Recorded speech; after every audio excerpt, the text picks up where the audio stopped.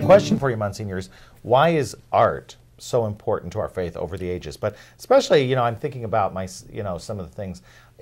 I can never tire of looking at Michelangelo's Adam, his lifeless Adam, about, you know, just in that they're just about ready to touch, and you have full of life, the creator of life, and the lifeless Adam, and you're looking at that. And then also, even though it's not painted art, but the statue that Michelangelo's Pieta, which is just full of emotion. Why are those so important to our faith? Well, first of all, what I mentioned earlier, I think, is true, and that is that beauty is in itself a reflection of God, because God is the source of all beauty. He is beauty in its essence. So when you experience a beautiful object, you are experiencing God. You're touching God, and He's touching you through the beauty of this object. Well, it's added significance in that if you have a beautiful statue of Jesus, you're not only experiencing the truth of God through the beauty, but through the image itself. So you have an added way of being touched by God. So you see the beautiful fresco of the creation story on the top of the roof, ceiling of the Sistine Chapel. You see Christ, the Creator, touching Adam, and it's the two fingers. Christ is reaching out there. God is creating by touching out, reaching out His hand, and then Adam is reaching up, but it doesn't quite touch. You can almost see an energy, electricity, current through that. Well, through the beauty, just the beauty of the art piece, the balance, the harmony, the color, the symphony of colors, all of that together conveys God's beauty, and then the message itself is even added on to when you see what the story is that's being conveyed in that. And I think if you ever have a chance to go to Europe and see some of these, you know, face to face, you can see them in books, but there's nothing like actually see it. Exactly. You experience it. It's uncanny. You view beautiful art up close, personally. It's a personal experience that goes beyond just feasting your eyes. It touches your soul. It is amazing. Now, personal question, any particular pieces that you could just gaze upon for hours upon hours? Well, the Michelangelo, as I said, the creation and the Last Judgment in the Sistine Chapel, which is on the back of the chapel, the Sistine.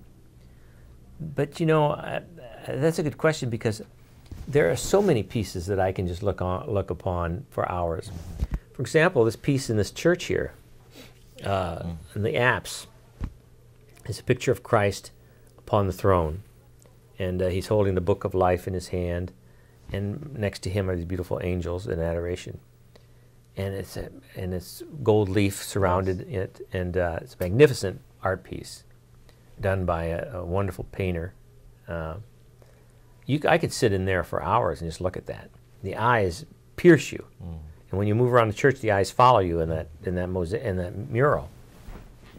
And in itself, that's, you know, you experience something. And so there's a lot of good art. No matter, let me put it this way: if it's good art, no matter where it is, I think if a person's open at all, you can't help but be touched by it. So I don't know if there's anything really, any one piece that's special. There are an awful lot of pieces that are special. If it's good art, a good message, that's for me. It touches me. Excellent. One other question I have about art, and you talked a little bit about, you mentioned icons, but when you look at an icon, first of all, what is an icon? And then when you're looking at it, is it art or is it a theology book? Okay.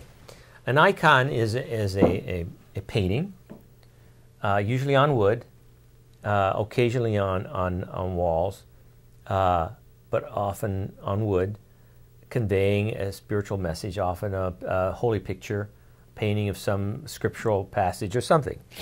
The thing about icons is that it's considered to be the most primitive form of Christian art. In the catacombs and so forth, you'll sometimes see early art from the early Christians that's icons. Icon is a Greek word meaning image. So it just means an image on wood or on stone. But the thing about an icon, one of the things, there are many things about an icon, but because it was done in an early period of art, they had lost from the Roman Empire the ability to reflect in paintings or in images the dimensions. Okay. And so it's one dimension, it's flat. That's another thing. I mean, some things can be lost. I think people need to realize if civilization collapses, we're going to lose a lot of things, just like a lot of things were lost when Rome collapsed. They lost. The Roman Empire had the ability to, in their art, to do the dimensions. Yes. Three-dimensional, right? A painting's three-dimensional. Well, they only had one dimension, it's flat. After that collapse, the art was lost. So in church art icons, you'll see these one-dimensional images. Well, over the years, they continue to paint these images with one dimension. And you say, well, why would they do that now that we've rediscovered the three-dimensional features of art? And the reason is because they're trying to convey a theology in that. So much so that with most art, you look at it and you are gazing upon the art and you're viewing it and you're appreciating it. But the thing about one dimension, it's like that image is looking at you. It's flat up against. There's no dimensions, so you get the image that it's flat. It's like it's observing me. And the point is, in iconic art, the theology behind it is it's not all about us viewing God. It's about God looking at us and then our contemplating what that means. Wow, that's beautiful. You ever heard that before? I have heard that, Yeah. but you just put it in a very great way. Last June, my family and I went to Greece, and You saw a lot of icons. saw a lot of icons, and of course some of the most beautiful, of course, were the ones on the screens, because in Greek Orthodox churches, there are screens around the sanctuary, maybe a little door. This is kind of an icon here. It is. It's very beautiful, in fact. Yes, this here is a. You see how it's one-dimensional. It doesn't have a whole lot of depth to it. And this is kind of the screen that you would find in Eastern churches. And they were just absolutely gorgeous. And many times, depending upon what the church was named, of course the patron would be there. But then Jesus the teacher, that one was very popular, and some different things. But you just look at them, and there were in some Greek monasteries, they were just absolutely beautiful, and you could just spend a lot of time in there, as you just said, having this viewpoint that God is looking at you. Yeah. And then you contemplate that. God comes to us as He's looking at us. We absorb that, and what does that mean?